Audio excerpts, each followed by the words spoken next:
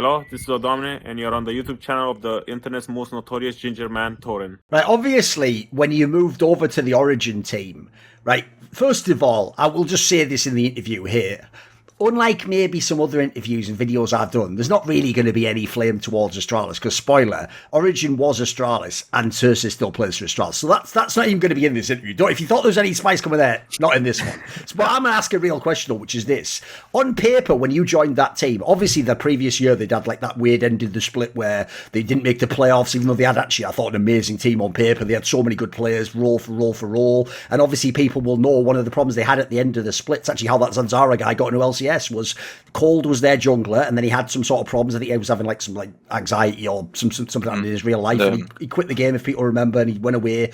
And then you came in as the jungler afterwards, right? Even though at the end, again, it didn't end up great in Origin. When you first joined a roster like this, on paper, that roster looked fucking banging. When you were joining it too, you were joining it with upset, if people remember. Like this, these are some of the best players in Europe when you joined this team. What were your expectations for Origin when you joined? They must have been pretty high, right? No, like that was after the Worlds run, so I was very, a lot of people were interested in me, right? And I did not what that Worlds made. Like I remember after that Worlds, all I was thinking is, gosh, like being at Worlds and like competing against like players from other regions is like the best fucking feeling ever, And I actually felt like after that, I'm gonna be able to make Worlds year after year, because like. I feel like the drive and the motivation and the feeling like it's just gonna make you be better than everyone else. So to me, like what I was looking in that off season was which roster is gonna give me the best chances of making it back to Worlds, and I did not care about anything else. Like no money, like absolutely nothing else. Is this roster something that I can believe in? And at the time, I thought it's Origin, and. Yeah, in hindsight, it's very easy, considering how things went. I do think that was like a good roster on paper, and like when you look at that roster, and you can't tell me that is a 10th place roster, So there is just simply, I mean, it made me realize that even if you have like good players, there needs to be like more than just like having the good players together. Like the personalities need to match. I think there needs to be like a good way to balance the personalities, I guess, between the players, because you can't simply put like 5 superstar players and expect it to work. Sure. One thing I wanted to ask about this squad was, again, obviously you've had you've had some amazing top players in your career. You've had like a who's who of like the last 5-6 years of the best players. And obviously this was the year that you had Alphari as your top player. Now, the thing I would ask about this is, even though I would say, like, obviously because of how Vitality went this year, and I think on Team Liquid he got a bit of flame, people had started, I've noticed the last few years, to flame him quite a lot, Alphari, because basically the story goes, in these teams, everyone used to say like, oh, but the team isn't very good, but he's the absolute best, like, he's the king of the top lane. But then people now try to say like, yeah, but he's only good at laning. Like once he finishes the lane, he doesn't know what to do. Whatever. So I want to get your take. Like, who was Alphari when you played with him? Like, was he the best top player? Was he mainly about laning? What's your take on his playing style? Mm-hmm. In Spring Split, I think we had like the best 2v2 top jungle. Like every time we would go top lane, like we would win every 2v2. Even like it doesn't matter how lost it might have looked. Like we would find a way to turn it around. So like obviously like his laning phase was really cracked, and I mean I think it is like a bit true where like even back then like maybe it wasn't as obvious, but I think like he was very selfish with his laning phase, which like made him like really really fucking good at it, But I do think like in mid game we would oftentimes have problems like kind of syncing up or like trying to be on the same page on how we want to play the mid game. But I'm not sure if like that was like necessarily fully on him, because like there are 4 other players in the team. But I do feel like there were like some problems here and there with the mid game even back then. The other player to ask about, because he was actually in the same position, if people forget, was, even though this team in summer was 10th, as well as people saying Alphari's the best, some people also had Upset still as the best, even though the team was in last place. So he's another player who obviously has had a very, like, I would say, very spicy career. Some people hate him and think he's shit. Some people think he's a mega, he's underrated. What was Upset like at this time when you were playing with him? Because obviously, you remember, the narrative around him is supposed to be like that he thinks he's like Uzi Eye and he's just demanded all the resource all the time and everyone has to play for him. Like, is there any truth to that? A bit, yeah. Like he was very, you know, he probably is like very cocky and very, very selfish with the resources. But honestly, like I don't think it's like bad when you're playing AD carry, because like I feel like most of the time, like most metas, you know, you need to have like a good AD carry, or like at some point the AD carry is gonna be able to like 1v9 the team fights, you know. And that's what he's doing right now in Fnatic. I do think like he's winning so many games for Fnatic, you know. And yeah, while maybe his personality or attitude doesn't seem that easy to work with, I do think it is the right personality for his role. And I think it makes sense. It makes it easier to like demand the resources because you know like he's gonna do it. Yeah, I think just like now, when I think back on it, I don't think I think I was like too open-minded, because like, you know, I had Alphari, I had Nukeduck, I had the Upset, so like they were the superstars, you know. And like, well, maybe I could have been considered. I think I was considered like a superstar as well, but like in my eyes, like I was like kind of too humble. Like I saw myself like as another like really good player, you know, and I want to set up my carries to win. And I think that was like the biggest mistake of my Origin year, where I did not play enough, or I didn't take enough initiative for myself and like kind of be more demanding and more assertive with how I want to play the game and how I see the game. And yeah, it was like a very bad year, but I think it has taught me a lot about myself and how I wanna be with the teams moving forward. I mean, what you're saying makes a lot of sense, because, like, as I just set up there, if Alphari's like super obsessed with winning lane, he's going to want the jungler to come. If Upset wants to get the resources and get ahead in lane to win, he's going to want the jungler to come. They're the opposite sides of the map. And then in the middle of the map, Nukeduck, who, by the way, is probably one of the most famous players of all time for knowing exactly how he wants to play the mid lane out. So, like, it sounds like you were just being ripped apart across the map. Like, you can't service every lane, right? Yeah, that's what was happening. And like my biggest problem was that I was not a big enough, or like I wasn't dominant enough to like say, go fuck yourself, I'm going to this lane, I'm gonna do this thing, or I'm gonna do this for myself, you know. I was like too willing to help top, help bot, help mid, but it doesn't work, you know. You cannot do that, because then it just becomes like a shit fest, and you actually you end up not doing anything in reality. Sure. Oh yeah, just to touch on the Nukeduck angle, the other part that's a bit sad about the fact this was the year you played with him is he himself would even admit in the summer that was the part where he was having all those problems sleeping and his game went to shit basically. People might know that was actually the down period, and he only got it back when he came to XL basically. So was the way the Origin team ended, it sounds like, because the other factor I'll throw in, this isn't flame, it's just a fact, is if people don't know, I think even to this day, don't you guys like actually still live in Denmark and then fly to like Germany for LCS? You don't actually stay in Germany right now, right? In Australis? So in Astralis, we were in Denmark and we were flying every week, yeah. Yeah, and you were doing this in Origin, right? In Origin, we did that as well in Spring Split, but then in summer, COVID hit, so we didn't do it anymore. Ah, right. Okay. I wondered just in general, though, because it sounds like that's the problem. Even though the year looked awesome with all the roster and like, hey, I'm going to have a chance to go to Worlds maybe, the way it all wound down in the summer looks a bit whack. Oh, actually, I do remember, like, the whole COVID thing, like, you know, I do remember playing from, so in summer when COVID hit and we had to play from our office, I actually was playing worse individually. And you know how I told you that being on the stage made me feel more comfortable and feeling more feeling just confident, right?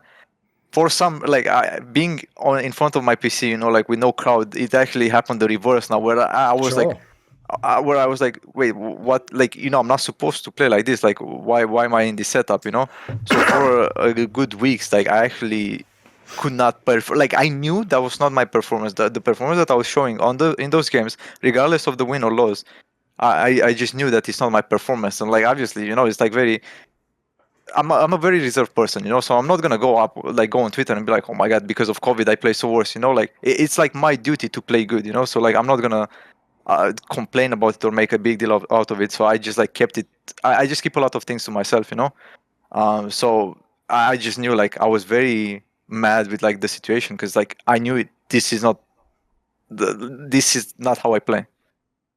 No, along those lines, mate. Let's keep that topic going because I'll give you an example from Counter-Strike. In Counter-Strike, all the games were online. Like, obviously, there was no LANs. Like, for about a year, we just had only online tournaments. And in fact, what's funny is, even though in theory people think it's easier to play online because, like, more people can be good online, that's what made the top pros in Counter-Strike tell me that's what sucked the most. They said there was two things. One, you'd be playing yourself, but because in their case, like, they're in their bedroom, they were like, this doesn't feel like I'm playing like a real tournament. Like, I've been to all these LANs, yeah. So it's like, I almost feel like this is something's wrong here. This isn't the real match, you know. And then secondly, they said the other part was because it's online and now being like a pro and being experienced on stage and having your nerves handled, they said that just wasn't even a factor. And so now the worst thing is when this like nobody guy that wasn't a top pro beats you, you also feel like you can't even like feel like it was like a real loss that you should learn. You just sort of like, he would never beat me if we were on LAN or we were like a big stage game or it was like the playoffs, you know. Like that guy would be nervous. Like he wouldn't have. So they felt like actually all their edge went away and it sort of felt like this isn't real esports. What are we doing? Yeah, exactly. Like I told you, I've been playing like offline LANs since I was like 13, you know. So I was very used to like being in some sort of a crowd, you know, and or like just like being on a stage, you know. But like when I have to play from my office or from my bedroom, it's like I can't even get into the zone because I have like my own rituals, you know, to get into the zone, and it just doesn't feel like I'm playing a real game. It's not a game that has value or has importance, you know.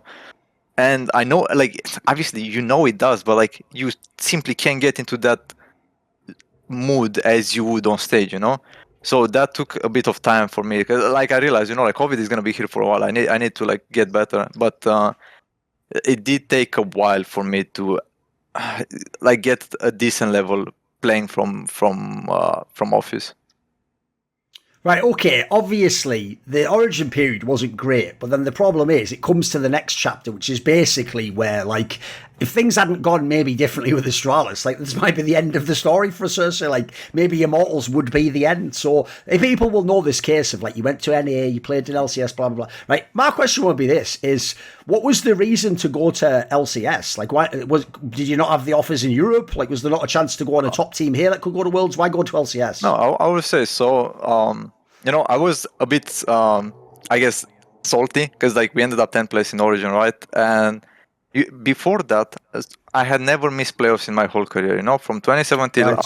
up 2020, you know, making playoffs was like a given to me. It's like you don't think when you know, like when you eat, when you drink water, it's like the same. Making it to playoffs is just a given. So not making it to playoffs that year was like very, like devastating, you know, and. Yeah, like I saw that upset. I think went to Fnatic after that. I think Alphari made it to Team Liquid, you know. But the reason why I say I never made I always made playoffs is because, you know, yeah, I had a bad split, but I didn't expect everyone to think I'm shit because of one bad split, you know. So what happened is I have one bad split, which I really like. I can agree, you know, it was like probably my worst split, you know. But I feel like all my history got erased, you know. It's like everyone stopped believing that I can be good. So I simply had no offers from EU, and I really like the game. I love playing the game, and I was forced to go to NA because that was not on my terms. I just like still wanted to play the game, and that was the only opportunity that I had left. And was it, since obviously Guilhoto had been your coach in Origin, was he directly involved with bringing you in? Like, did he specifically want to work with you? Mm-hmm. Yeah, honestly, because like he still believed in me. Like I think he was like my last chance to have an opportunity to play in LEC/LCS. So I'm very grateful that, you know, he still believed in me after a really bad year. Like without him, I would have probably been playing in ERLs, I guess, or having to build myself up again. Can you give me some thoughts on him? Because obviously, like, some of the Origin splits ended a bit dodgy, and now he's obviously going to get mega flamed because of the Team Liquid thing and how they haven't done very well, etc. at the time of recording. Give me some thoughts on him as a coach. I mean, for me, like he also had like this coaching style where he knew, like I felt like his biggest strength is knowing how to talk to people and knowing how to make you as a player feel good about yourself and know what you're doing good and wrong. You know, like he can be very direct and tell you your shit, but he is also like he has like a very different way compared to all the coaches that I've had in being nice to you and telling you know how to get better. So I have a shit ton of respect for him, and I really think like even though like TL didn't make it worse, like, and I feel like a lot of people are putting a lot of blame on him. I really feel like it's unfair. Right, obviously, in this team, things, as we've set up, it didn't go well in Immortals. It wasn't really a relevant team, and you were nowhere close to coming to Worlds, etc. Right, the reason why I think this one's a tough one is because I actually do get the vibe. I can remember this time period. It's not like you had the craziest names, like in the first roster. Obviously, later when you had the Power of Evil one, so those are bigger names. The first one you had, though, at the same time, I think people thought like this squad should be better than it should be, though. It looked like sort of like an interesting roster, like a mix of like rookies and people who have potential and some established players. Obviously, this coach coming over from Europe. Like, I think people just expected like it should. Like, here's the thing: it was 7th place initially. I think people thought it should be like maybe like 5th or 6th. It should at least be like in the mix, you know. No, I would say actually, I think it was actually the opposite. I think people were expecting this to be like a very dog shit team. Oh, they thought it would be the worst, right? Okay. Yeah, because like we had the rookie top laner, like NA rookie top laner, NA rookie mid, and like for some reason, NA talent sucks, like everyone thinks that. Sure. And we also had like an AD carry from Australia. Oh yeah, you obviously have the Oceanic bot lane again where you brought Destiny back with his old mate. So me coming from the Origin year, like I also had like a very bad reputation. So you look at this roster, like what the fuck is this roster? Like it's dog shit. So actually everyone thought we were bad, and we did get 7th in spring, and I think we were like, I actually don't remember if we were like close to making it to playoffs, maybe. But I think I think spring was bad, but I do think in summer we managed to like you won loads of games, in summer. Mm-hmm. Yeah, like in summer we turned around, and it's because of like the bullshit system that they had, where like you have the combined wins and losses from spring and with the summer, so like our record just looked like shit. But I think we had like a positive win rate in summer split, and we ended up like overall 5th place, I think, in playoffs. And I think that roster like kind of surprised a lot of people compared to like what we showed previously in spring. Well, what would you say it was good at? Well, I think for me, like Guilhoto really turned it around when he kind of like introduced us like a different playstyle, and it was very like he somehow found the playstyle that all of us understood it, and we were all on the same page about it.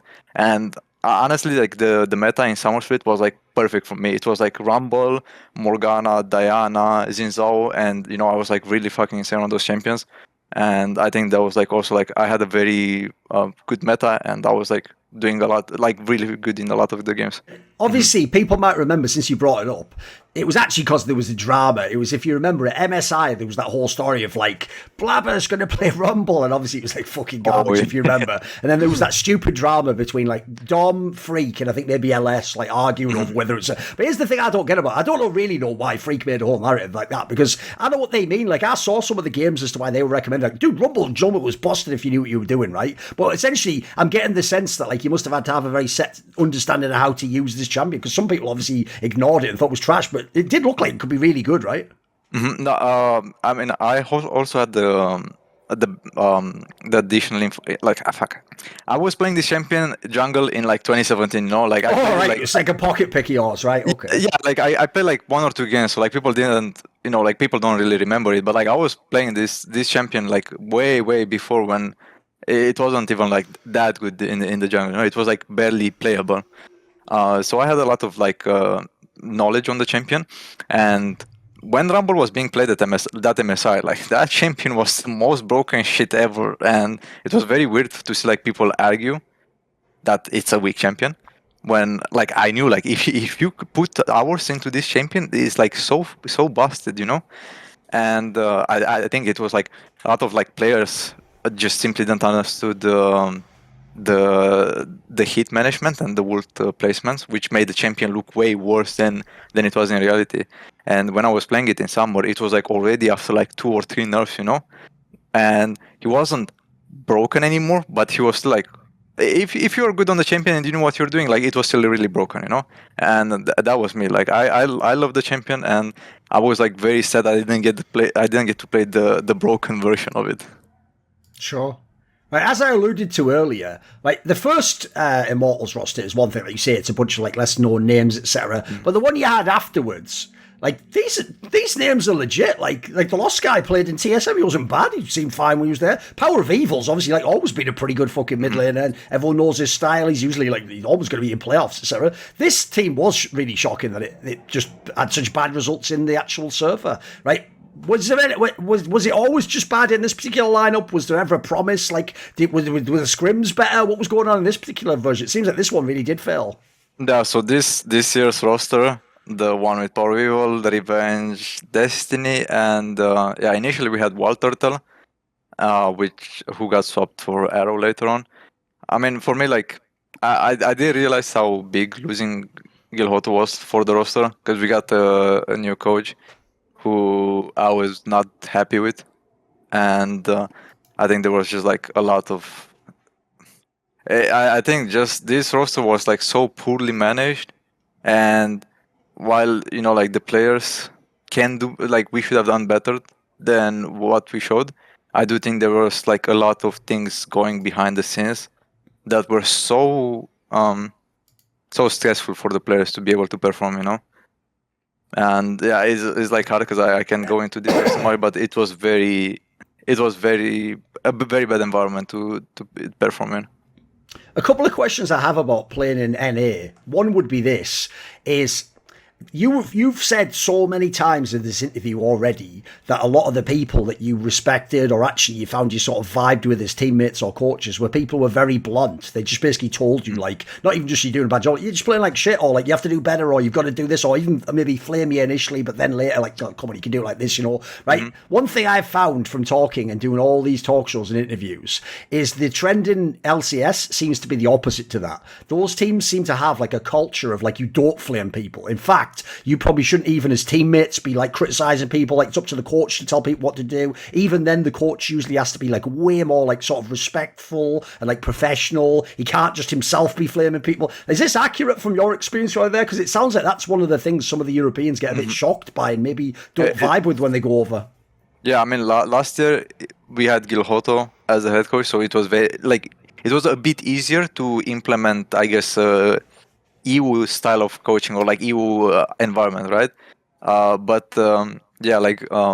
This year it was like visible that there was no confrontation, or like there was too much politeness, too much niceness going on. Like it's just like we could not talk to the issues. We could not talk about the issues. We were always like beating around the bush. So what a topic that, you know, maybe should take, let's say, half an hour, you know, that shit would escalate into like arguments of like 1-2 weeks, because people can simply just talk, you know, like face to face, like, hey, I have a problem with you. I don't like the way you're playing this and this. So it was a lot of like just beating around the bush, which just made things escalate and just get worse over time.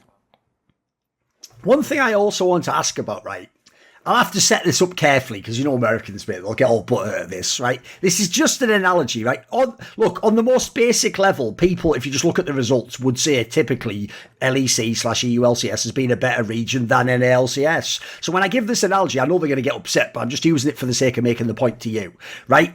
When people hear, like, this guy was a top player in Europe and he's gone to NA, the first thing they all say, if they're European, is like, lol, it's just going to smurf on him, they're all piss low, lol. But as you've noticed, there are tons of really good European players who had, like, maybe they had, like, just a totally bad time, or they had like one good split, one bad split, like Featherven. There's a whole bunch of big names we've sent over there. And here's the thing. The reason it's complicated is because then people go the other way. Then the NA fans, when they do badly, go, see, that guy was overrated. He was never that good. And it's like, to me, it's both.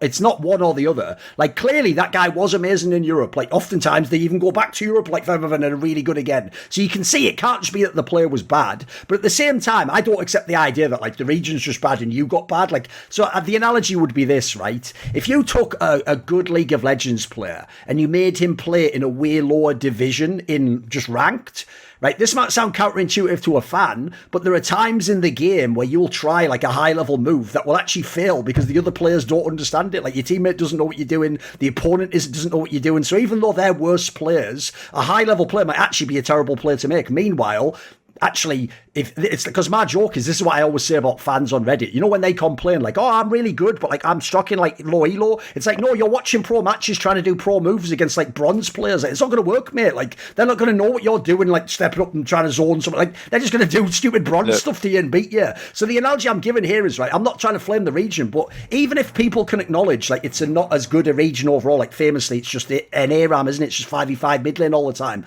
It can still be difficult to adapt to that, though. I'm sure it's a very different way of playing League of Legends. What do you think?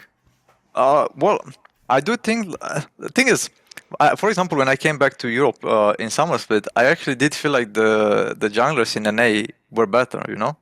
Okay. And I don't think NA is that worse than Europe, you know. I don't even think they're like that bad. I think like the top teams are more or less on the same level as the one in EU. I think the middle of the pack and the bottom tier teams are worse than the ones in EU.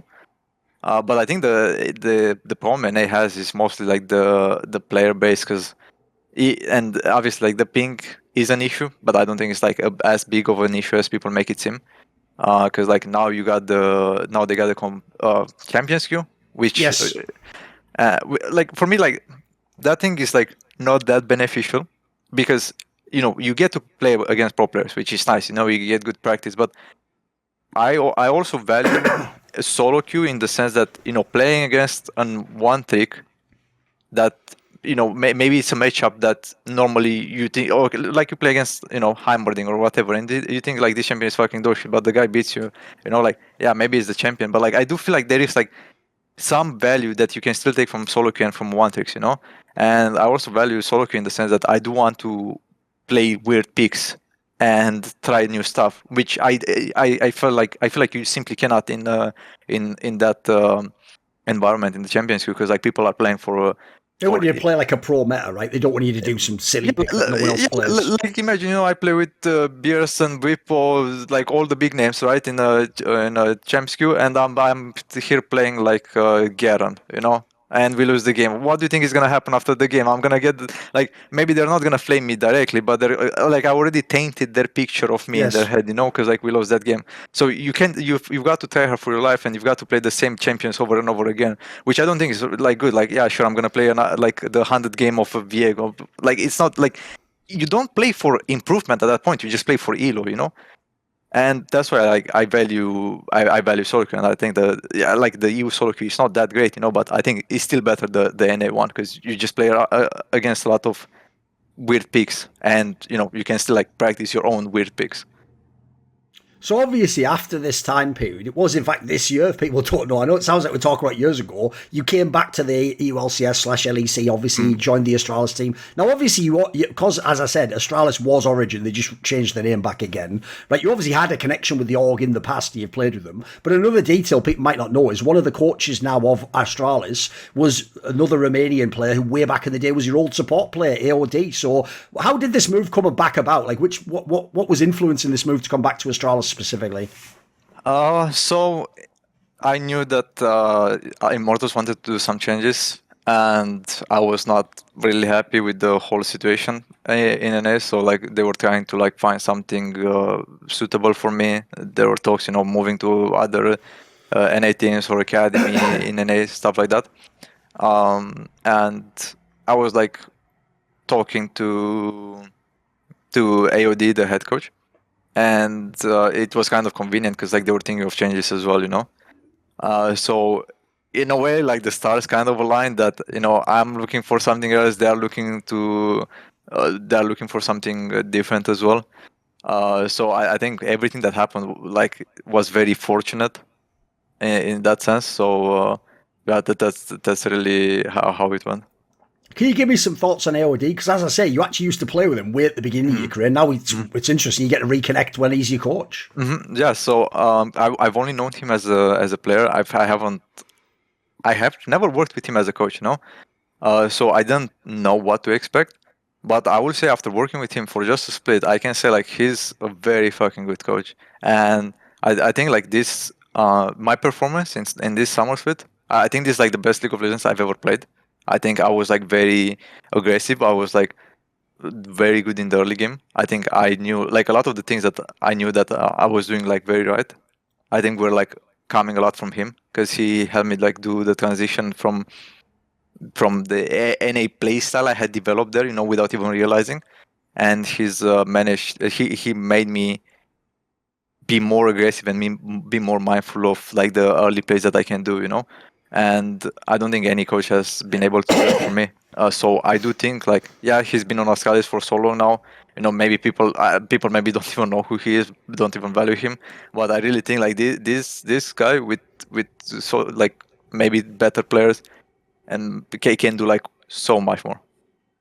It's interesting you say that you thought maybe this was your best split, because I actually noticed, as mad as this sounds, there was even a few people voted you as one of like the MVP candidates, because when they looked at Astralis, obviously for most of the split, like I think more like when I was doing all the talk shows, everyone else thought like Astralis would be the BDS, would be in like 3 or 4 games, would have no chance, would be terrible. Like actually, obviously people looked at people like you and Vizic come back and they're like, are these guys even good? Aren't they just old players, And a lot of people had very low expectations. So I think because Astralis won so many games, and especially games over top teams as well, teams that are going to be like the finals and stuff, I think actually you were primarily one of the players I think got a lot of the credit. Like people maybe credited like the shot call of Vizic or like team fighting a Kobe, but like as I say, I think people kind of put you as the player that made Astralis really good. Was this like, are you actually one of the best junglers again? I do think like I do feel like I've proved myself that I can be a top jungler in Europe again. And like I said, I really believe that this split was the best League of Legends I've ever played in my whole life, And it's like very sad because like sure, Astralis we ended up on like 7th, 8th, and the result doesn't show us. But I really feel like in the beginning of the split we were like a top 3 team in Europe. And it's it may sound very delusional, but I really think this team, like if we had managed to be more consistent, because I think in the early splits, in the early part you had a few thrown games if people don't know. You had times when you were leading against top teams. We had plenty of games that were like, like you look at the games and you're like, how the fuck can they lose with this lead, with these champions, with everything they've got going on? There is no way they can lose it, And it's just there are like so many factors into why this happened, because like people don't realize this roster changed three players: top lane, jungle, and support. So we have a few weeks to get to the level of the other teams who have maybe changed one player at most. Some teams haven't changed at all, who have already played together for the whole split. So we are coming here with a fully new roster, I would say, having to learn like macro everything, like understand how everyone works, and having to compete against them, And I think we were like doing a really good job early in the split, and I feel like what happened as the season went through is we could not have the 5 players be at the same level when it mattered. I think we had like maybe 3-4 players, like here on the game day, and then there was like someone who was just not feeling it, and maybe when that guy who wasn't feeling it next game, he would be like here, maybe someone else would not be there, So like I think we had very big consistency issues, which make us look way worse than I do think we could have been. One thing I want to talk about, obviously you actually alluded to it yourself earlier, but this was like a reuniting of 3 of the Splyce players. Obviously Kobe and Vizic were back again. And actually, like, without triggering you, It did look a little bit like Splyce sometimes. There even were a lot of those games where it was like Messi in the middle, and it's like, oh, are they going to pull it out at the end? And then you did a few times. So, what's the sort of a vibe of like we just know how to play with each other? It was very good for the mental, I would say, because like my mental wasn't that great coming from NA, so it was like good to be reunited with people that I had really enjoyed being around with, and yeah, it was like I think that's why like a lot of the success we had in the earlier parts of the season is because like it was just very enjoyable it was very easy to work with each other and like say, you know, be blunt with each other, like what we're doing wrong or right. And I do feel like I think as the season went through, our early game has been pretty good for most of it. Our mid game towards the end has been like really good. But I think like the difference between this roster and the Splyce one, I think it was the team fights, because I think the team fighting was like our weakest point, because I feel like our macro and our mid game moves were like really good, you know, like I do feel like we were like very ahead compared to most teams, but I think our team fighting was just like so weak that even if we are like massive lead, we could still not execute with it. What about, obviously, the other angle that was very shocking to most people was most people have never heard of whoever JeongHoon is. Like, he was just like a Korean player. And also, it's not like importing Koreans to Europe. It's like a famous thing. So a lot of people were like, what? Why is this guy here? But I actually think, mate, he's had one of the craziest rookie splits I've ever seen. This guy was a fucking monster on some of those champions. Like, what was it like to play with this guy? Is he a vocal player? What's he like? He looks a bit mad. He looks a bit like Xerxe, mate. He is very mad, you know. And the only problem, like, I think he's like really fucking good at the game. I think he knows, so like he sees like the game in a very different way, in a very aggressive way. And I really think like this guy on another team is gonna be like a monster. And it's been like very easy for me as a jungler to play with him, because I think he not only like he set me up, like I feel like a lot of the aggressive plays that he wanted to do, I was like very. You know, it was very easy to see the angle he was going for, but also like whenever I wanted to do my invades and play for myself, like he was very willing to help me and, you know, get me ahead, you know. So I feel like my synergy with him was like one of the best I've had with, as like the best I've had in a while with my supports. And yeah, I think the only downside is that he didn't know much English coming into the split, so it's very hard to get to talk the details. One thing I wanted to ask was, since in your career, if I look at the teams you've been in, even though like competitively, teams like Splyce and Origen, like there was times when they were pretty good teams. If people don't know, behind the scenes, if you know the business of esports, these aren't the teams that are paying like the massive salaries. This isn't where you go to get rich. This is where you go to just like have a good team, play with some good players, and maybe overperform even, right? So if you think about it, Unicorns, Love, Splyce, like, you've never really, as far as I know, unless you're not Immortals, you got mega paid. Have you ever had the big payday? Like, have you purposely chosen your rosters and your opportunities based on the teammates? Have you ever wanted to just be the guy who gets a big salary? No, I would say, like I told you, after the 2019 Worlds run, I had. So I did. I like when I think about it, yeah, the money in the NA was good, you know. But I had like after the Worlds run, I had an even bigger offer than I got in NA. That I just refused because I didn't believe in the roster, you know. Okay. So for me in my career, I've always valued being the best. I've never like taken the money over the gameplay or like the roster or like what I believed in the roster, you know. So yeah, for me that has been my priority, and it still is my priority. And I really hope that I showed in this split that, you know, I can still be like a top jungler in Europe, and I'm gonna value. I just want to go back towards, honestly. Are you someone where, like you said before, on the topic of like, as long as this meta isn't just boring, it's not like where it's like the 3 champions, you have to just pick these 3 cycles around. If there's like room in the meta and you can explore it, it sounds like you're someone where you're not just playing to be a pro and win. You also like, it sounds like you enjoy League of Legends still. Like, it's still a game you want to play for many years, right? That's what I said. Like, I really think that I'm gonna be playing this game for like I do hope that I'm gonna be playing this game at 30 years. You know, just because like I simply enjoy playing the game, and the game is I just like enjoy exploring new stuff and the way the game is evolving every year. You know, it's something different, something new. Jungle gets changed, you know, and a lot of people complain about the changes, you know, because like they just want something more stable, more stale, you know. But like to me, like that's what I really enjoy, and it's part of my personality, and that's why I think I'm gonna be doing this for a long time.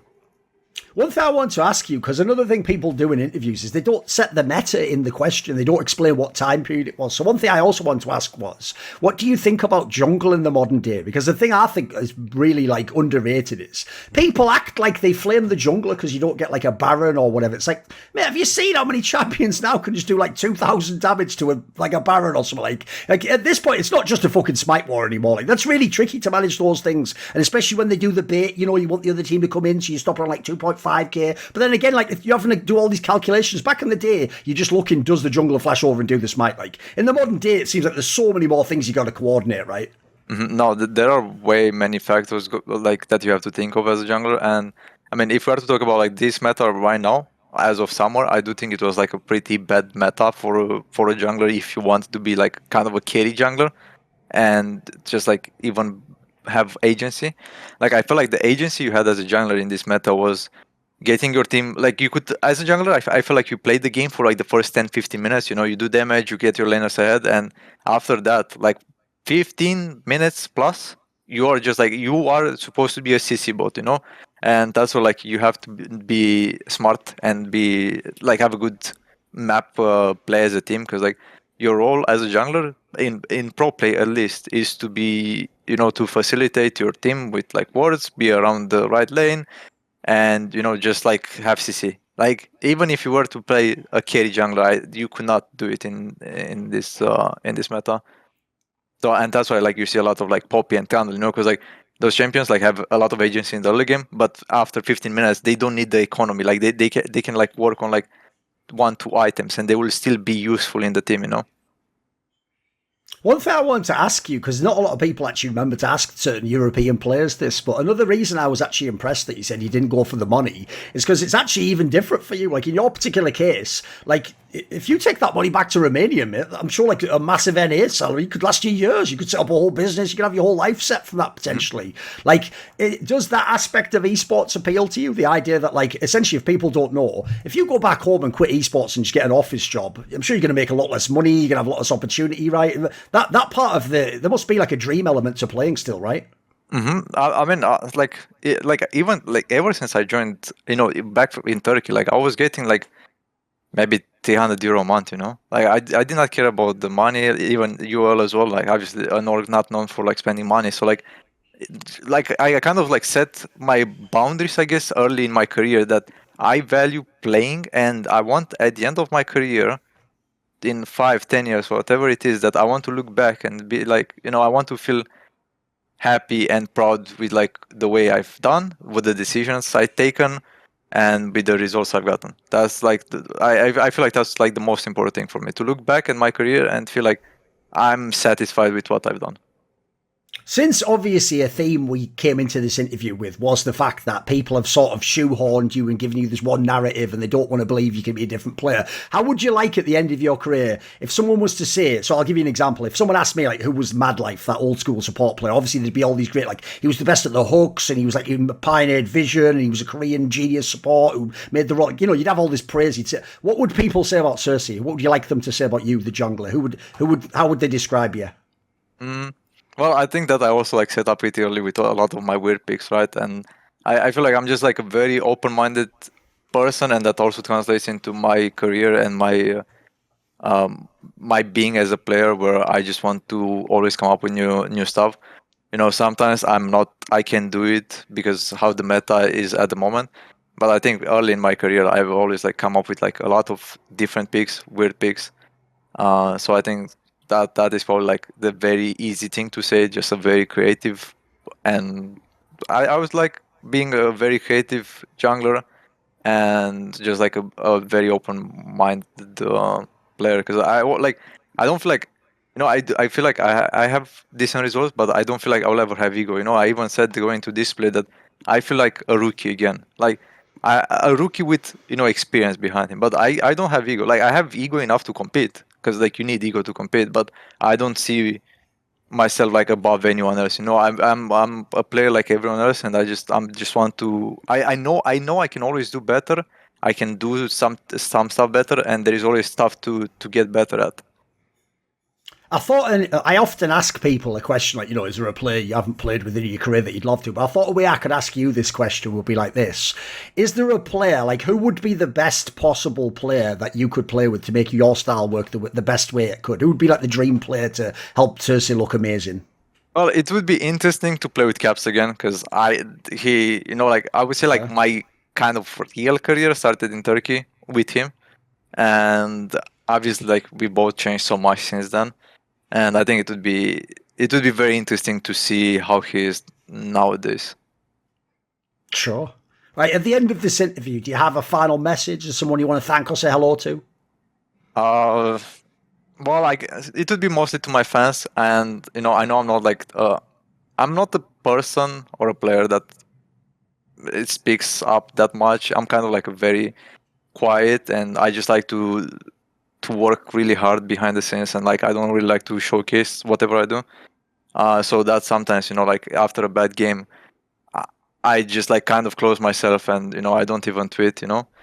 And in a way I do feel bad, because like I know there are people out there that would like me to speak up more, but I just want to thank everyone for like I still do read the messages, and I got a lot of support going to this split, and I do appreciate everyone.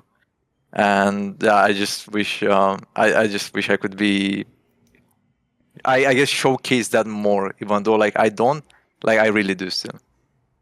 Okay, multi-mask fat multi. It's probably a terrible way to say it, but there you go. Yeah.